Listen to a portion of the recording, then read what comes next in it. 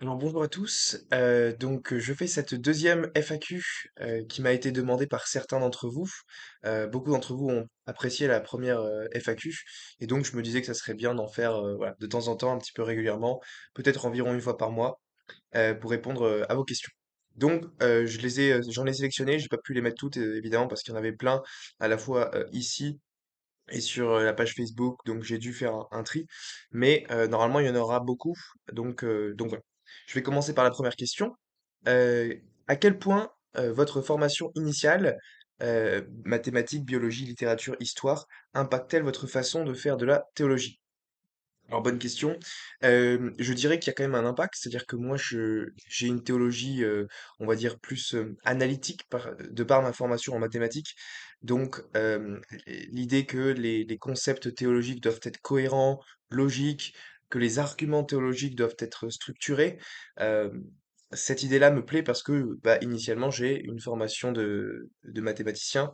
En tout cas voilà, j'ai fait des études de mathématiques jusqu'au master 1. Donc effectivement, ça formate un peu ma manière de faire de la théologie, et ça serait pas la même chose que si j'avais eu une formation purement littéraire, par exemple. Donc très clairement, je viens d'un background, si on peut dire, scientifique. Voilà, je pense pas que ce soit une mauvaise chose parce que la théologie, c'est une discipline sérieuse et donc, ben, pour apporter des arguments, d'avoir un peu de rationalité là-dedans, c'est bien. Donc voilà, je suis d'accord qu'il faut pas limiter la théologie catholique au raisonnement ou des choses comme ça, qu'il peut y avoir quelque chose de mystique dans la foi, et donc que tout ne se réduit pas à des raisonnements logico-mathématiques dans la vie concrète. Mais voilà, une partie de la théologie se doit quand même d'être rigoureuse dans les arguments qu'elle formule, et donc c'est en cela que je pense que la formation en mathématiques m'aide pas mal à ce niveau-là. Deuxième question. Avez-vous déjà pensé à devenir prêtre? Est-ce que vous avez pu discerner votre vocation? Alors, oui, j'ai déjà pensé à devenir prêtre, à la fin de l'adolescence notamment, à part quand j'avais 18 ans, et je m'étais dit que voilà, si je trouvais pas de femme, après mes 25 ans, je me poserais la question de rentrer, au sacerdoce, enfin de rentrer au séminaire en vue du sacerdoce. Voilà, Dieu en a décidé autrement et finalement je me suis marié. Je me suis marié il y a maintenant 3 ans. Donc voilà, je ne suis pas prêtre au final. Hem, Troisième question, quels éléments, vous amènent à penser que l'islam est faux? Alors, bah, je dirais qu'il y a plein d'arguments contre l'islam. Je ferai sans doute une présentation, détaillée sur l'islam, que je mettrai sur ma chaîne, prochainement. Alors, d'ici, peut-être quelques mois. Mais voilà, je pense qu'il y a plein de raisons de penser que l'islam, n'est pas crédible historiquement, notamment en ce qui concerne la crucifixion de Jésus. L'islam, rejette le fait que Jésus a été crucifié, sourate 4, verset 157. Et l'ensemble du consensus des historiens, fondé sur les sources primitives à la fois chrétiennes et non chrétiennes, affirme que Jésus a bien été crucifié. Alors je sais qu'il y a des théories alternatives chez les musulmans, comme la théorie du sosie, qui essayent d'objecter à cela, mais ce sont des théories que je trouve absolument pas crédibles. Et la théorie du sosie fait de Dieu un menteur parce que ça voudrait dire que Allah aurait mis quelqu'un d'autre à la place de Jésus sur la croix. Il aurait fait croire aux apôtres que Jésus était mort et ressuscité sur la croix et mourir martyr pour ça, alors qu'il savait pertinemment que c'était faux. Donc ça fait que Allah aurait voulu tromper l'ensemble des apôtres et de l'Église primitive. C'est pas très crédible. De manière analogue, ça fait que Jésus est complice de cette affaire. Parce que si Jésus a été remplacé par un sosie sur la croix, alors le vrai Jésus devait bien être quelque part, lui. Et donc ça voudrait dire qu'il aurait été complice de son remplacement. Et que derrière, quand il serait apparu ressuscité à ses apôtres, eh bien, il les aurait trompés en faisant croire que il était mort et ressuscité alors que c'était pas le cas. Donc ça ferait de Jésus un menteur, un usurpateur. Donc cette théorie du sosie me semble absolument pas crédible. Donc voilà, il y a ce niveau, donc il y a l'argument de fondé sur la crucifixion de Jésus, l'incompréhension manifeste que le Coran a à l'égard de la Trinité. Si vous lisez un peu le Coran, vous verrez que c'est clairement, ça peut pas être la parole d'Allah parce que si le Coran était divinement inspiré, alors il serait au moins comment représenter bien la position des chrétiens sur la Trinité, sauf que le Coran ne comprend absolument rien à la Trinité chrétienne. Par exemple, dans la sourate 62, verset 3, il est dit que Allah ne s'est donné ni compagne ni enfant. Sauf que jamais les chrétiens n'ont enseigné que Dieu s'était donné une compagne et un enfant au sens de l'engendrement charnel. Donc voilà, le Coran ne comprend pas le concept d'engendrement éternel du fils. Donc bref. Pareil, quand il est dit dans le Coran que Allah n'est qu'un Dieu unique, il est trop glorieux pour avoir un enfant, sourate 4, verset 171, c'est très clairement une compréhension désastreuse de la Trinité. On ne parle pas d'un engendrement charnel, nous chrétiens, quand on parle de la Trinité. Donc voilà, moi je dirais que si le Coran était vraiment inspiré par Allah, il serait au moins bien représenter la position des chrétiens sur la Trinité avant de chercher à la réfuter. Or, le Coran n'est même pas capable de bien représenter la position chrétienne qu'il essaye de réfuter, et donc le Coran ne peut pas être inspiré par Allah. Donc voilà, il y a plein d'arguments comme ça, je ne vais pas rentrer dans tous les détails, sur la crucifixion, sur la Trinité, aussi le fait que du coup les musulmans sont contraints de nier historiquement que Jésus a prétendu être Dieu, et donc, ou alors de dire que l'évangile a été trafiqué. Je ferai une vidéo sur tous ces sujets plus tard, mais voilà, il y a plein d'arguments historiques contre l'islam et aussi des arguments moraux. Je vais pas rentrer dans les détails, hein, mais s'il suffit de comparer les personnages de Jésus d'un côté et de Muhammad de l'autre, et bah, pour moi le choix est vite fait en termes d'exemplarité et de moralité des personnages. Alors, autre question. Quels sont les arguments non religieux contre l'euthanasie? Alors, je dirais que il faut partir faut déjà rappeler ce que c'est l'euthanasie. L'euthanasie, ça veut simplement dire la mise à mort intentionnelle d'un patient, euh, ou bien qui demande sa mise à mort, ou bien qui ne la demande pas, qui n'est pas capable de le faire. Donc ça peut être une mise à mort volontaire de la part du patient, ou alors un patient qui est dans le coma et qui n'est pas capable de faire une demande et qui est néanmoins euthanasié. Donc voilà, l'euthanasie, pour le dire clairement, c'est voilà, la mise à mort intentionnelle et délibérée de son patient. Donc ce qu'on peut dire, un argument simple contre l'euthanasie à retenir, c'est, prémisse 1, l'homicide volontaire doit être illégal. Prémisse 2, or l'euthanasie est un homicide volontaire. Conclusion, donc l'euthanasie doit être illégale. Donc cet argument est simple. Alors évidemment, les partisans de l'euthanasie vont être contraints de rejeter la prémisse 1, parce que l'idée que l'euthanasie est un homicide volontaire, c'est tout simplement la définition de l'euthanasie, c'est la mise à mort intentionnelle d'une personne humaine. Euh, donc c'est clairement, ceux qui veulent rendre légale l'euthanasie veulent légaliser le meurtre. Et moi ce que je dis, c'est que tant qu'on n'a pas de bonnes raisons de remettre en question l'illégalité du meurtre, nous devons supposer que le meurtre doit rester illégal. D'accord? Donc, ce sont les partisans de l'euthanasie qui ont la charge de la preuve, qui doivent nous montrer que dans certaines circonstances, on doit rendre le meurtre légal, on doit rendre l'homicide volontaire légal. Alors évidemment, il y a deux arguments principaux qui sont invoqués, notamment l'argument de l'autonomie corporelle, je fais ce que je veux de mon corps, et l'argument de la souffrance qui revient souvent. C'est-à-dire que comment est-ce qu'on peut laisser des personnes, des personnes dans les chambres d'hôpital alors qu'elles vont souffrir en fin de vie, il faut mieux abréger leur souffrance et les euthanasier. C'est des arguments qui reviennent souvent. Donc là, évidemment, je ne peux pas en traiter en détail parce qu'on est dans une FAQ, mais je prévois d'écrire un petit livre là-dessus à l'avenir. Donc je traiterai de ces arguments en montrant que les soins palliatifs sont une vraie alternative à l'euthanasie. Autre question, est-ce que les athlètes catholiques doivent aller à la messe le dimanche pendant les JO? Alors bonne question. Oui, évidemment, je dirais oui. La messe, je le rappelle, est une obligation, une obligation ecclésiastique qui est fondée sur le troisième commandement. Le troisième commandement de Dieu, c'est de sanctifier le jour du Seigneur. Et le Shabbat juif a été, on va dire, quelque part remplacé par la messe pour les chrétiens.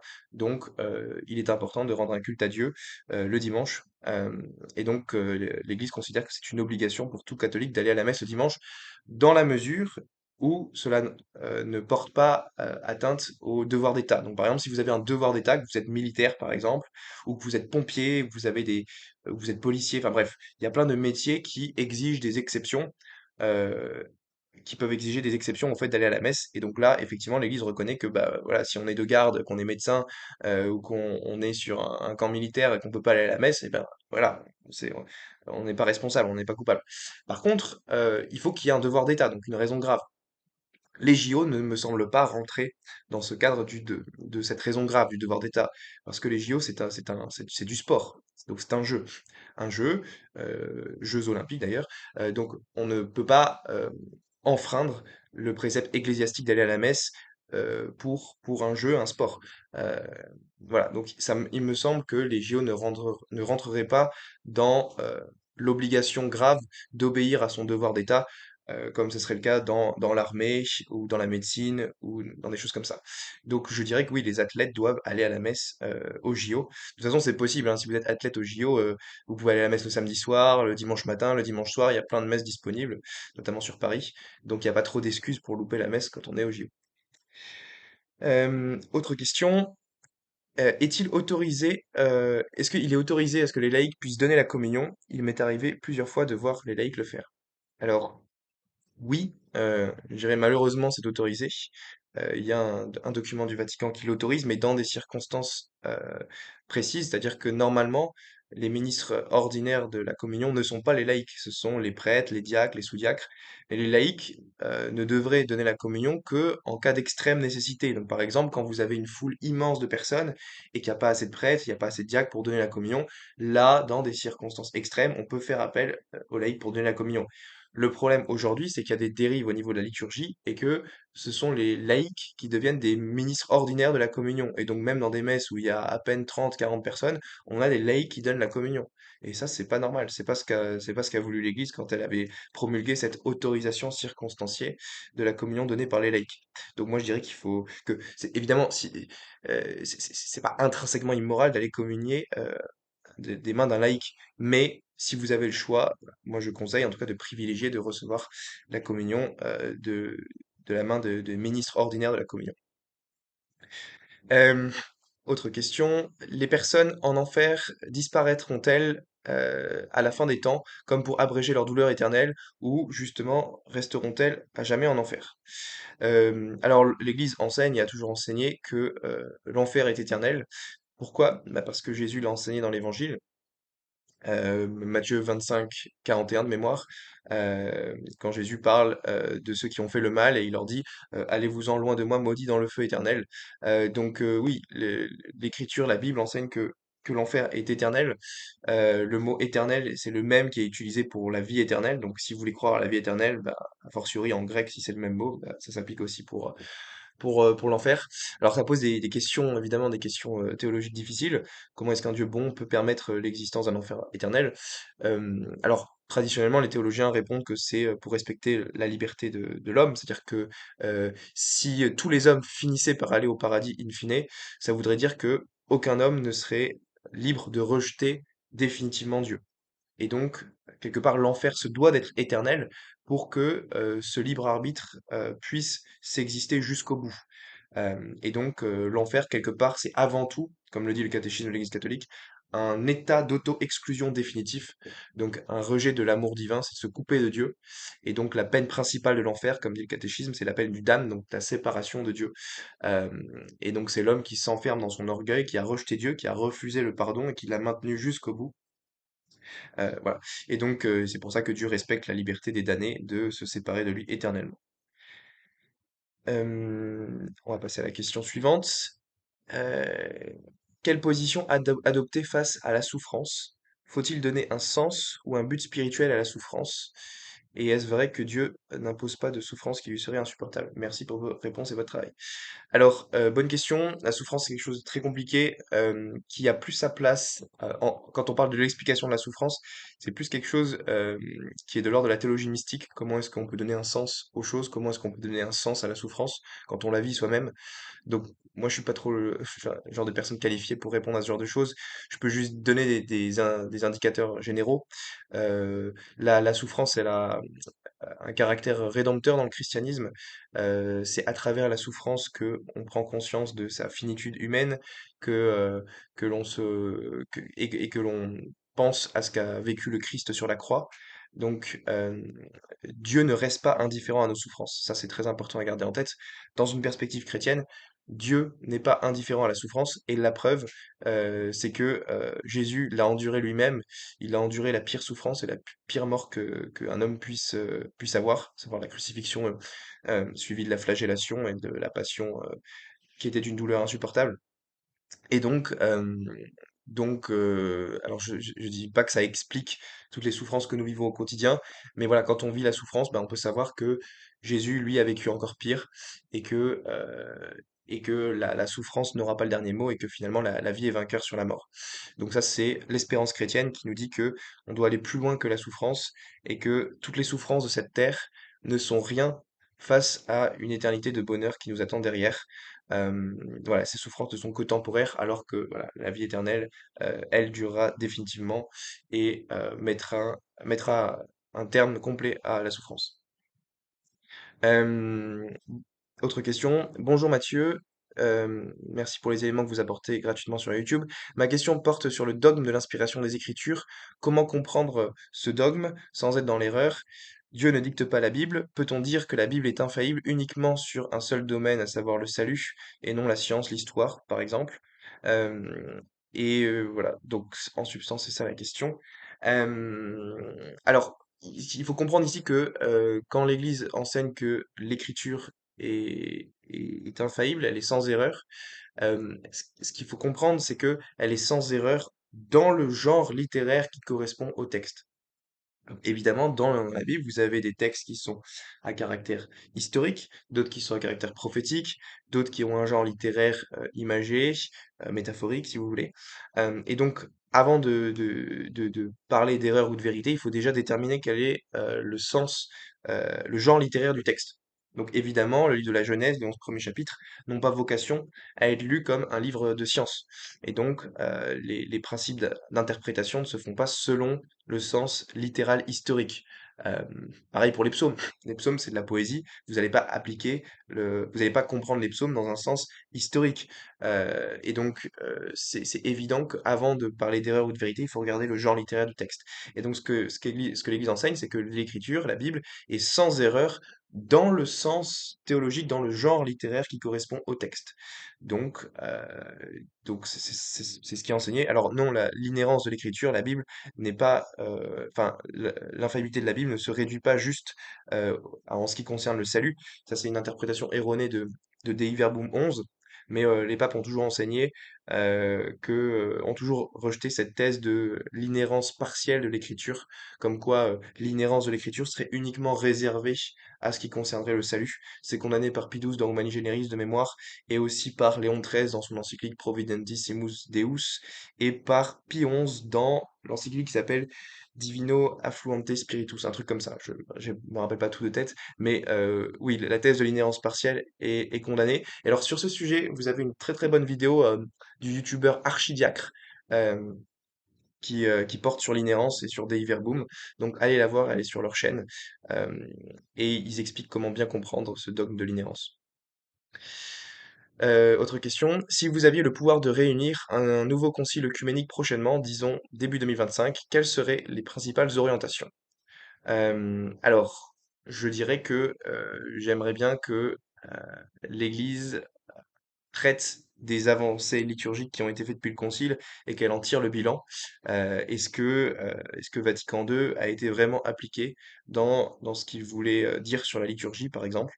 Et il me semble que non, qu'il y a eu des dérives et donc que s'il y avait un prochain concile qui devrait prendre ces dérives en compte et, euh, et en tirer des conclusions pastorales, liturgiques et même doctrinales. Donc j'aimerais bien que s'il y a un prochain concile, que il y ait cette fois-ci des canons anathémisants et précis sur des points doctrinaux. Euh, et parce que Vatican II a des textes qui sont très beaux pour la grande majorité, mais le problème c'est qu'ils sont parfois très très longs et verbeux.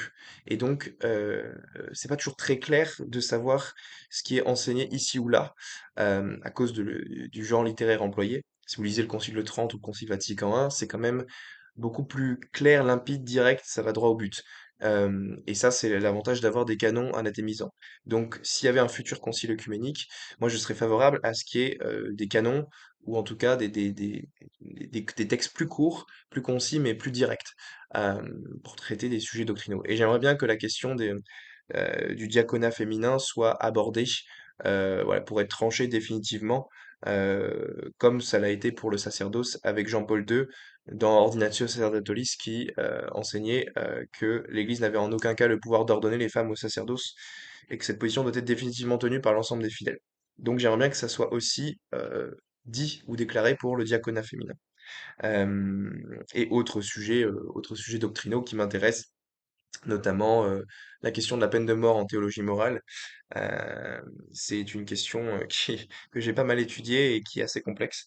Donc là-dessus, j'aimerais bien qu'il y ait une clarification, notamment entre les enseignements du pape François et le magistère antérieur à ce niveau-là, parce que voilà, il peut y avoir des accusations de discontinuité qui sont pas toutes illégitimes. Donc, faut faire attention. Il faudrait que le magistère de l'Église donne des repères bien précis là-dessus. Euh, Autre question, euh, quels sont les accords et les désaccords que vous avez avec le livre Dieu, la science, l'épreuve? Alors, l'auteur de Dieu, la science, l'épreuve est mon collègue Olivier Bonassi. Euh, Ce livre, je ne l'avais pas lu avant enfin, j'avais déjà écrit mon livre Soyez rationnel, devenez catholique avant de lire ce livre. Donc en fait, ça a été écrit en même temps et on s'est envoyé nos copies un peu après la rédaction. Donc j'ai découvert des choses après. Alors j'ai des points d'accord. Évidemment, mais j'ai aussi bon, des points de désaccord en interne avec Olivier Bonassi sur certaines questions, notamment sur des questions épistémologiques. Mais voilà, après, c'est des petits débats en interne enfin, moi j'ai tendance à ne pas utiliser le terme preuve scientifique de l'existence de Dieu. Je dirais que la science peut apporter des éléments qui, à la lumière naturelle de la raison et de la philosophie, mènent dans la direction de l'existence de Dieu, notamment pour les arguments du fine-tuning ou des choses comme ça. Et moi j'ai une formation plus de philosophe, donc je préfère avant tout les arguments philosophiques pour l'existence de Dieu, l'argument de la contingence, tout ça. Euh, mais bon, après, voilà, on a quand même des points communs avec Olivier, euh, je pense que l'intention de ce livre est bonne, c'est d'évangéliser la France. Après, ça nous empêche pas d'avoir quelques petits débats ou des accords en interne sur tel ou tel point, telle ou telle méthodologie, tel ou tel argument. Voilà, on n'est pas d'accord sur tous les arguments avec Olivier, très clairement. Donc voilà, je pense qu'il faut que chacun juge. En fait, il faut pas mettre toute l'apologétique française dans le même sac. C'est un peu ce que font comme erreur certains youtubeurs athées qui disent, bah, vous voyez, tous ces livres-là, c'est de l'apologétique et donc c'est la même chose. En fait, non, il y a différentes formes d'apologétique. Vous avez des formes d'apologétique assez grand public qui vont pas toujours être très rigoureux sur les arguments et vous avez d'autres formes d'apologétique qui sont beaucoup plus rigoureuses, notamment les défenses de Trent Horn, Jimmy Akin, William Lane Craig, qui vont être beaucoup plus rigoureuses, mais du coup moins grand public, donc faut toujours savoir ce qu'on privilégie quand on écrit un livre grand public comme ça. L'avantage de Due la science l'épreuve, c'est que c'est un livre qui est accessible. Après voilà, sur le fond, il peut y avoir quelques désaccords de fond. Mais, euh, mais voilà, j'admire quand même le courage évangélisateur d'Olivier Bonassi et de tout ce qu'il entreprend pour évangéliser la France. Et c'est pour ça que je suis très heureux de collaborer avec lui sur certains projets qu'on a en commun. Autre question.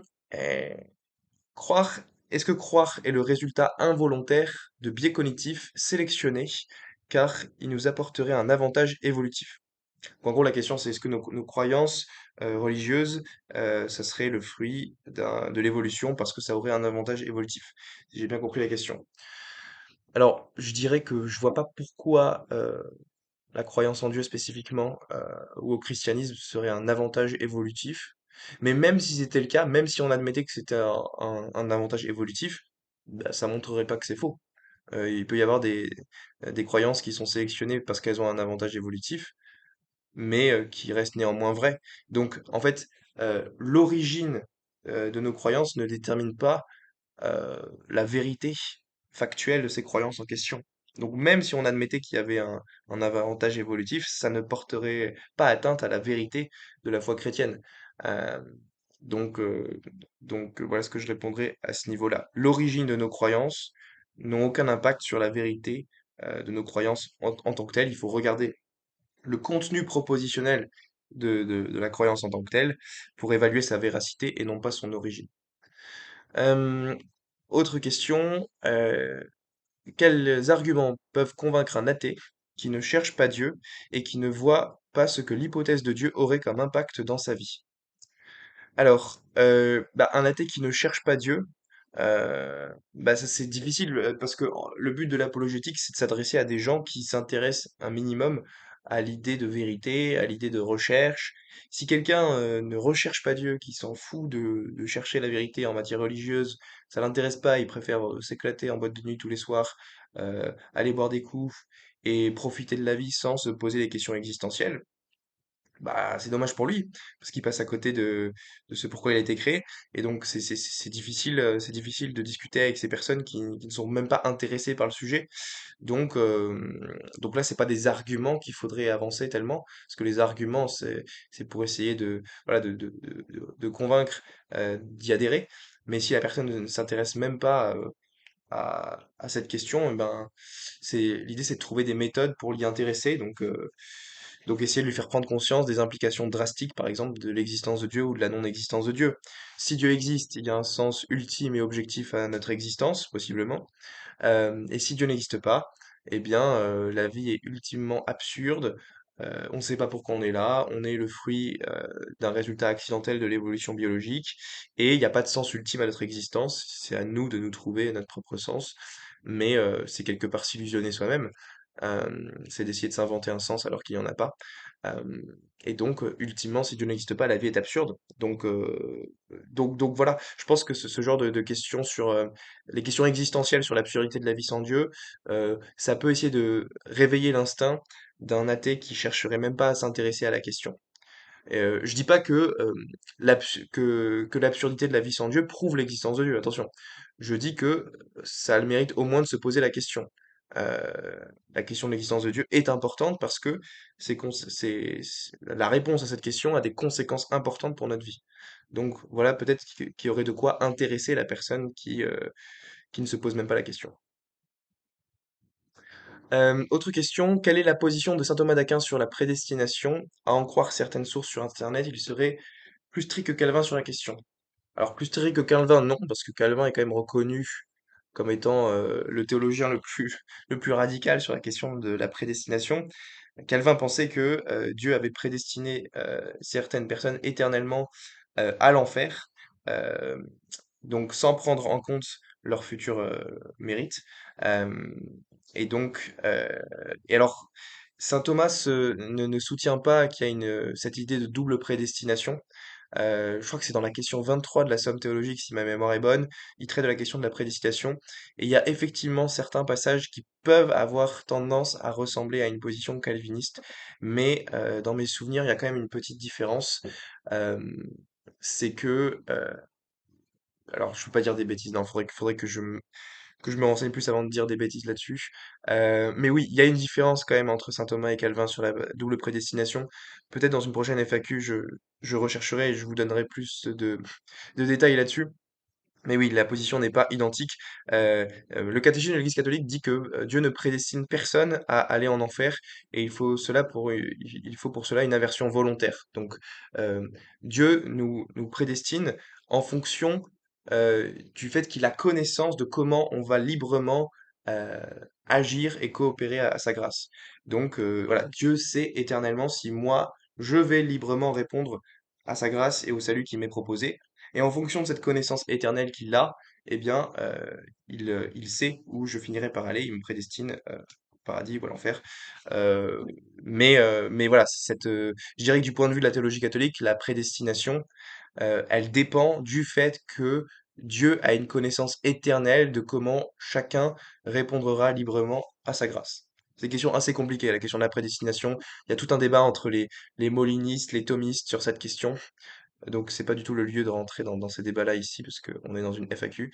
Mais si la question vous intéresse à l'avenir, je pourrais faire des recherches sur ce sujet. C'est pas un sujet que j'ai bossé à fond, mais ça peut être un sujet intéressant à traiter dans une future vidéo. Autre question. Bonsoir Mathieu, la République, est-ce un régime compatible avec le catholicisme? Peut-on espérer une République libérée des chaînes de la Révolution? Merci pour votre travail. Alors, je l'ai déjà dit, je ne ferai pas de politique sur cette chaîne, mais je dirais que, en soi, l'Église catholique n'a pas condamné le, mmh, le r un régime qui serait républicain en tant que tel, encore que ça dépend comment on définit le mot république. Mais, en gros, on peut être, catholique et adhérer à une certaine forme de république. On peut être catholique et adhérer à une certaine forme de royalisme, on peut être catholique et voilà, et adhérer à une certaine forme de démocratie. Voilà, l'Église catholique ne n'a pas condamné, ces régimes politiques en tant que tels. En fait, ça dépend comment ils sont implantés dans la société. Et donc, il peut y avoir des républiques qui sont antichrétiennes de par leur fondation, de par leur essence. C'est peut-être le cas de notre République française qui s'est fondée par opposition au christianisme, euh, avec les Lumières, etc. Donc oui, il y a une certaine opposition entre la République et, le catholicisme à l'origine. Après, comment en sortir? Le but de ma chaîne n'est pas de répondre à ces questions. Moi, je me focalise sur la théologie. Donc, c'est plus une question de politique pragmatique et c'est pas trop mon domaine. Donc, désolé, je répondrai pas sur ces questions. Autre question, est-ce qu'un catholique doit forcément être réaliste en philosophie? Donc, réaliste, hein, c'est croire que les universaux sont des choses en elles-mêmes, qu'elles sont réelles, par opposition à l'antiréalisme, qui est de croire que ces choses, ces propositions, les nombres ne sont pas réels. Et la fin de la question dit, est-ce que le conceptualisme ou le nominalisme pourrait être accepté? Alors, très bonne question. On sent que le monsieur qui a écrit cette question a fait de la philosophie. Donc, je dirais que la tradition catholique est quand même archi réaliste. À ma connaissance, tous les théologiens de l'histoire, à part évidemment Guillaume d'Occam et quelques autres, ont défendu le réalisme. Évidemment, Guillaume d'Occam est connu pour avoir défendu la position nominaliste ou anti-réaliste, mais il me semble que le magistère a déjà alors, condamner le nominalisme, je dirais pas, je m'aventure pas sur la question de l'infaillibilité, mais en tout cas, je crois que la thèse nominaliste a déjà été condamnée par le magistère de l'Église. Faudrait vérifier dans le Denzinger, mais dans mes souvenirs, c'est ça. Pour ce qui est du conceptualisme, je sais pas. À mon avis, à ma connaissance, le magistère s'est pas prononcé dessus. Mais ce que je peux dire, c'est que la tradition catholique, euh, principalement aristotélicienne et thomiste, est plutôt réaliste. Ça, c'est très clair. Donc, je dirais que oui, les catholiques en général, à mon avis, se doivent quand même d'être réalistes. En tout cas, ils doivent être réalistes en morale, par exemple. Vous pouvez pas être catholique et adhérer à l'anti-réalisme moral. Autrement dit, vous pouvez pas être catholique et soutenir qu'il n'y a pas une morale objective. D'accord? Donc, ou que si vous êtes catholique, vous devez être un réaliste en morale, adhérer au fait qu'il y a des obligations morales objectives, des commandements donnés par Dieu, tout ça. Donc oui, le réalisme est absolument requis en morale. Euh, En mathématiques, je, je ne sais pas, je pense pas que la Ligue se soit prononcée dessus. Euh, mais voilà, sur certains points, c'est sûr qu'il faut être réaliste. Je saurais pas dire pour les autres. Autre question, quelles sont les limites de la démarche apologétique? Il me semble qu'elle peut conforter des croyants, mais peut-elle réellement convertir des non-croyants? Alors, très bonne question qui revient souvent. On dit souvent, bah voilà, l'apologétique, ça fait que conforter les croyants, mais ça ne peut pas convertir les non-croyants. En fait, je dirais que, en général, ce qui se passe, c'est que, effectivement, l'apologétique a un rôle important dans apporter des arguments pour conforter les croyants qui ont des doutes sur leur foi, mais aussi ça peut convaincre des non-croyants. Et ça, il y en a quelques exemples bien connus.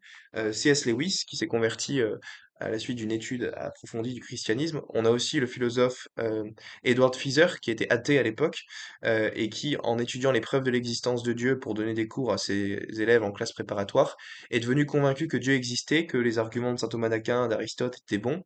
Et après, il s'est intéressé au christianisme, Et puis, de fil en aiguille, heu, en étudiant les arguments apologétiques, il est devenu convaincu et du coup, il s'est converti au christianisme et au catholicisme. Donc, l'apologétique peut vraiment, convaincre et servir à convertir des gens. Alors c'est pas l'apologétique en tant que telle qui va convertir, parce que la conversion, c'est lié à la grâce de Dieu. La foi, c'est un don de Dieu. Mais, l'apologétique peut disposer les gens à la foi. Donc, autrement dit, hem, elle peut aider les personnes qui seraient prêtes à y croire si c'était vrai. Donc les personnes de bonne volonté qui cherchent honnêtement la vérité en matière religieuse et qui sont ouverts et disposés, bien l'apologétique, peut vraiment participer à la conversion. Et moi, j'en ai des exemples de témoignages, des personnes qui ont dit avoir vu des ouvrages d'apologétique, notamment certains qui ont lu le mien et qui après se sont convertis, notamment des athées, qui ont dit que pendant des années, ils avaient été antithéistes, anti-Dieu, et qui se sont convertis. Et il y en a des dizaines de témoignages que je vous pourrais ressortir là-dessus. Donc oui, ça peut avoir son effet pour la conversion, l'apologétique. Donc faut pas sous-estimer ça. Euh, Autre question. Suite aux événements scandaleux de l'ouverture des JO, on voit fleurir sur Internet des réactions de croyants venant d'autres religions, principalement l'islam, appelant à une sorte d'alliance. Qu'en pensez-vous? Qu'est-ce que je pense d'une alliance avec les autres religions pour lutter contre le blasphème? Je pense que, alors, en général, je suis pas hyper favorable à l'alliance entre les religions parce que voilà, il y a des vraies différences importantes, mais je pense qu'on peut s'unir avec d'autres religions sur des questions comme s'opposer à ce que on nous blasphème, enfin on blasphème contre notre religion publiquement, ou on peut s'unir avec d'autres religions pour les questions bioéthiques. Voilà, de faire une alliance avec des musulmans, ou des juifs contre l'avortement, ça me dérangerait pas, par exemple. Donc je pense que c'est légitime de faire quelque part de l'interreligieux sur des points qu'on a en commun avec d'autres religions, que ce soit sur les questions de respect religieux dans l'état civil ou des questions bioéthiques, sociétales, etc. Ce qui ne signifie évidemment pas qu'on approuve euh, ces religions en tant que telles dans leur doctrine. Voilà. Autre question, y a-t-il des lois ou des recommandations sur lesquelles l'Église est revenue au cours de son histoire? Alors oui, il y a quelques exemples. La tonsure pour les moines, par exemple. L'Église n'oblige plus les moines à pratiquer la tonsure. Mais bon, c'est des questions qui sont d'ordre purement disciplinaire.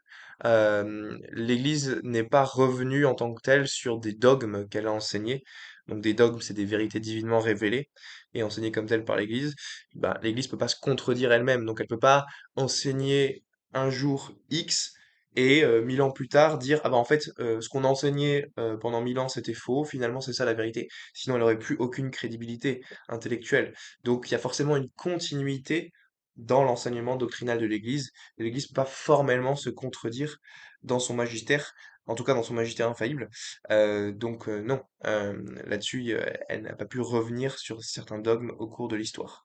Même si elle peut revenir sur des pratiques disciplinaires, liturgiques, etc. Ça, c'est tout à fait possible, parce que c'est pas des choses immuables, donc ça peut être soumis au changement. Vous parliez des Juifs dans la précédente FAQ. Pourquoi des évangéliques soutiennent-ils Israël pour des raisons religieuses et qu'en pensez? Alors pourquoi est-ce que les évangéliques soutiennent Israël? Bah, faut leur demander, hein. C'est pas moi qui sont dans leur tête. Hem, je dirais que, qu'en penser? Ben, pour les catholiques, l'Église catholique n'a pas de position officielle sur la question du sionisme. Elle n'est ni sioniste ni anti-sioniste. Donc, ouais, vous pouvez être catholique et être pro-Israël ou anti-Israël. Enfin, vous pouvez être catholique et avoir des opinions différentes sur le conflit israélo-palestinien. C'est pas une question qui a été tranchée par le magistère de l'Église, une question assez politique aussi. Donc voilà, je me prononce pas sur cette question, étant donné que c'est plus une question politique que théologique. Comment peut-on concilier la théorie de l'évolution avec la foi catholique, étant donné que, selon cette théorie, la mort existait avant l'homme, alors que la Bible nous enseigne que la mort est survenue après le péché originel? Alors, très bonne question. En fait, quand la Bible dit, quand la Genèse dit que euh, après le péché originel, la mort est entrée dans le monde, ici, il faut bien comprendre qu'il s'agit de la mort humaine. C'est-à-dire que il y avait de la mort animale, végétale, avant le péché originel. Et la meilleure preuve, c'est que Adam et Ève mangeaient des plantes. Et les plantes sont des êtres vivants, et donc bah, quand ils les mangeaient, les plantes mouraient. Donc quand la Bible dit que la mort est entrée dans le monde, ça peut pas être toute forme de mort, parce que même la Genèse dit que voilà, certaines plantes étaient mangées, et les plantes sont des êtres vivants. Non, c'est bien la mort humaine qui est entrée dans le monde après le péché originel. Et ça contredit pas la théorie de l'évolution parce que comme je l'ai expliqué dans le premier FAQ que vous pourrez aller voir, l'existence d'Adam et Ève est tout à fait compatible avec la théorie de l'évolution. Donc là-dessus, je vous renvoie à l'émission précédente, je ne vais pas réexpliquer toute l'explication, mais vous avez un chapitre euh, dans mon livre Soyez rationnel, devenez catholique à ce sujet-là, et aussi un article que j'ai publié sur le site Claves de la Fraternité Saint-Pierre sur la compatibilité entre l'existence d'Adam et Ève et l'évolution. Donc voilà, je ne vais pas tout répéter ici. Autre question. Dieu est touché face à la souffrance de l'homme. Je me suis aussi posé la question de celle des animaux, notamment sur le fait de constater certaines espèces en deuil. Qu'en est-il du sort des animaux? Alors, les animaux, bien oui, les animaux souffrent aussi. Après, je pense pas que ce soit une souffrance comparable à celle des hommes, parce que les animaux n'ont pas de rationalité, donc ils n'ont pas autant conscience de la souffrance que nous, les souffrances psychologiques notamment. Elles sont pas pareilles chez l'homme et chez l'animal. Mais donc oui, les animaux sont des êtres sensibles, donc ils peuvent aussi souffrir. Et après, voilà, qu'en est-il de leur sort aux animaux? Est-ce que leur souffrance, voilà, aura une quelconque signification éternelle? Alors, l'Église n'a pas tranché cette question. Vous avez beaucoup de gens qui disent, oui, les animaux n'iront pas au paradis, tout ça, mais le magistère ne l'a jamais enseigné, ça. C'est la thèse traditionnelle de saint Thomas d'Aquin, ok? Saint Thomas d'Aquin en parle dans la Somme théologique. Lui, il considère que seule l'âme spirituelle survit à la mort, et donc comme les hommes sont les seuls à être dotés d'âme spirituelle, seuls eux iront au paradis et non pas les animaux.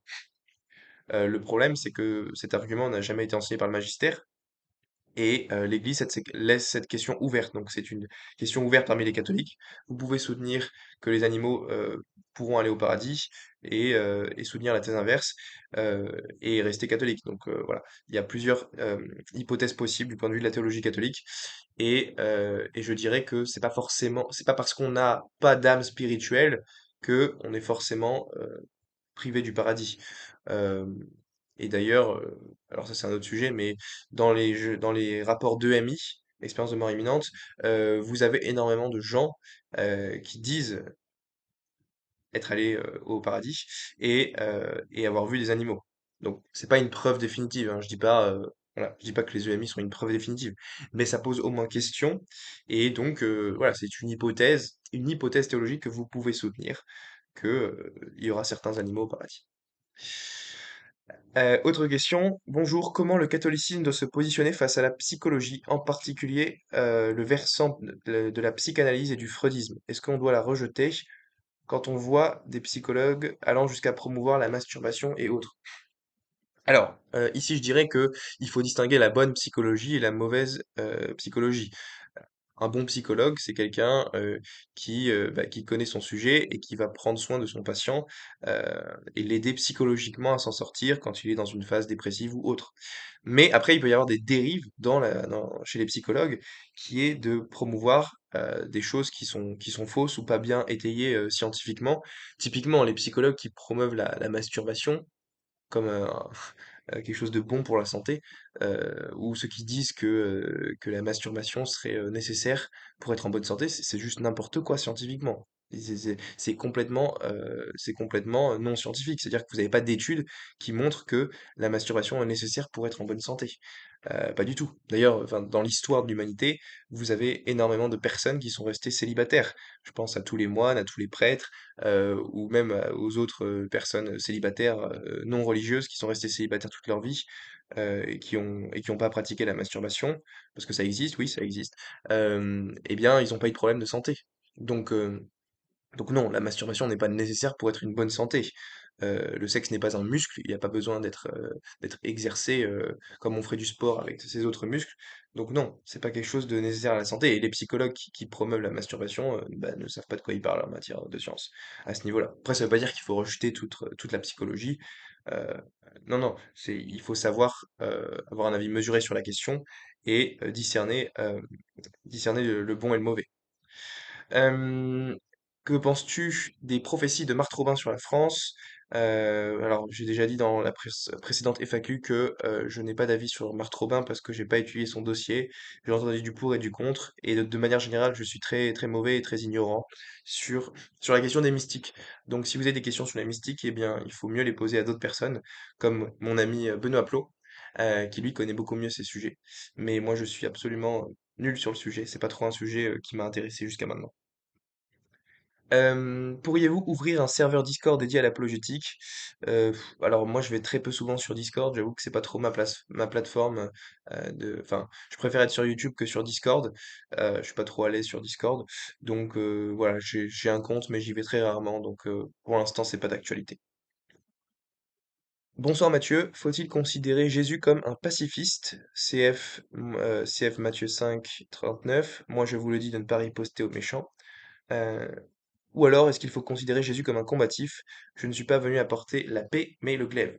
Alors, bonne question. Là, vous avez deux versets qui semblent, à première vue, contradictoires. Jésus qui dit à la fois de ne pas riposter aux méchants, et dans un autre verset qui dit, je ne suis pas venu apporter la paix, mais le glaive.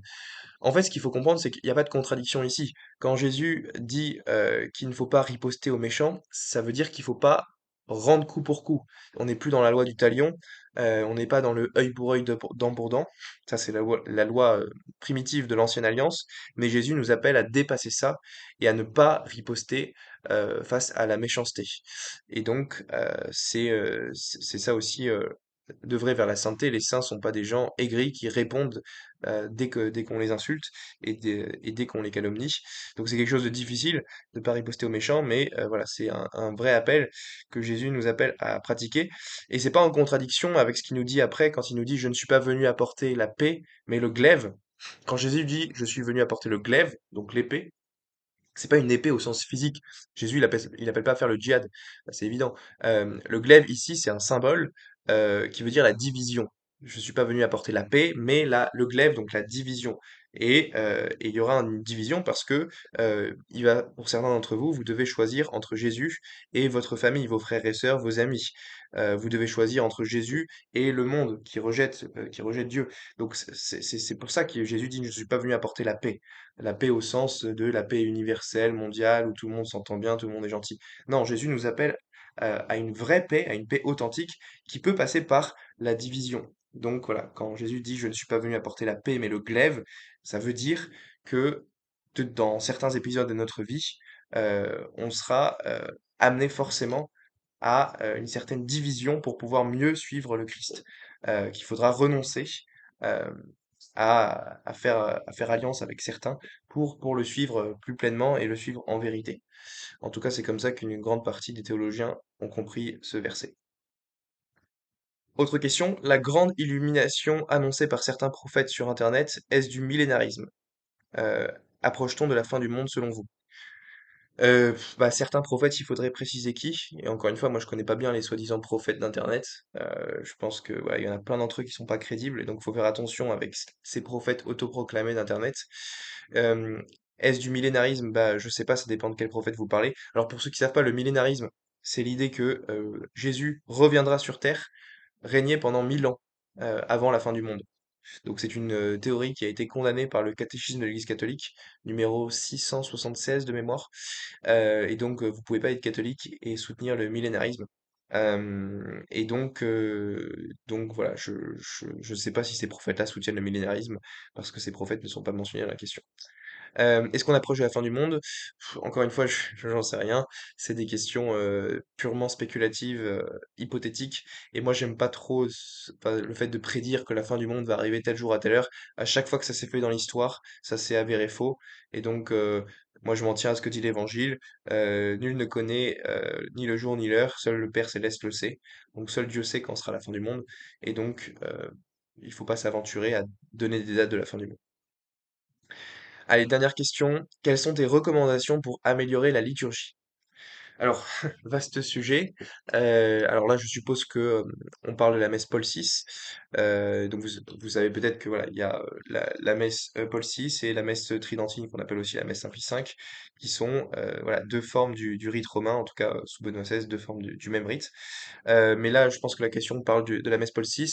Donc je dirais pour améliorer la messe Paul VI, il y aurait plusieurs choses, éléments essentiels à mettre à mon avis. Premièrement, il faudrait que les prêtres se mettent à redonner des consignes de communion. Parce qu'on constate qu'il y a une quantité énorme de personnes qui viennent à la messe et qui viennent pas toujours tous les dimanches et qui sont ignorants sur leur foi, qui sont pas catéchisés et qui connaissent pas du coup les consignes de communion. Ils ne savent pas quels sont les critères pour communier. Alors je les rappelle ici vite fait les critères pour communier. Il ne suffit pas d'être baptisé et d'avoir fait sa première communion, c'est un critère nécessaire mais pas suffisant. Il faut non seulement avoir fait sa première communion, mais il faut aussi être en état de grâce, c'est-à-dire ne pas avoir de péché mortel sur la conscience, donc de péché grave. Si c'est le cas, bah, il faut se confesser avant. Autre condition, il faut professer l'intégralité de la foi catholique, donc adhérer à l'ensemble des enseignements de l'Église sur la foi et la morale. Si vous rejetez un dogme comme l'Immaculée Conception ou autre, ou la présence réelle de Jésus dans l'Eucharistie, c'est évident que vous ne pouvez pas communier. Et combien de catholiques s'approchent du prêtre chaque dimanche pour communier, alors qu'ils rejettent des dogmes enseignés par l'Église? Ou certains d'entre eux ne croient même pas à la présence réelle. Donc, vous voyez, c'est une aberration. Donc, il faut bien rappeler dans les consignes de communion qu'il faut professer la foi de l'Église pour pouvoir communier, c'est quand même la base. Quelqu'un qui professe une hérésie et qui sait que c'est condamné par l'Église, donc qui est dans l'hérésie formelle, pas seulement dans l'hérésie matérielle, ne peut pas communier. Donc ça, c'est très clair. Et ça, c'est jamais dit globalement par les prêtres. Donc il y a ça. Et puis bon, évidemment, le dernier critère, c'est respecter le jeûne eucharistique. Donc l'Église demande de venir à jeun pour recevoir la communion, à jeun depuis au moins 1 heure. Dans le code de droit canonique de 1917, je crois que c'était 3 heures, et le code romain canonique de 1983, c'est 1 heure. Donc voilà, il faut être à jeun depuis 1 heure. Seule l'eau et les médicaments sont autorisés.